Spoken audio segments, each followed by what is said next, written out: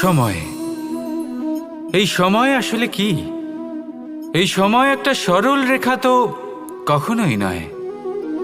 সময় হলো একটা চক্র, যেখানে এর আদি সেখানেই হলো এর অন্ত, আর যেখানে তা শেষ হয় সেখান থেকেই তার শুরু হয়। এই সময় একটা অত্যন্ত বিচিত্র চিন্তা, বিচিত্র ভাবনা, এ একটা বিচিত্র বস্তু যা কেউ বুঝতে পারেন না। এই সময়ের লীলা, এর কোনো প্রমাণ নেই, কোনো জ্ঞান নেই, কোনো পরিমাপ নেই। শুধু এটুকু আমরা জানতে পারি, যেখানে শেষ হবে সেখান থেকে একটা নতুন সূচনাও হবে।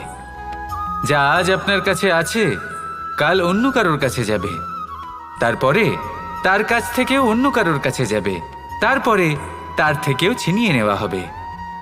এই নিয়তির একজনের কাছ থেকে অন্যজনের কাছে আদান প্রদানের এই সময় হলো আপনার সময়।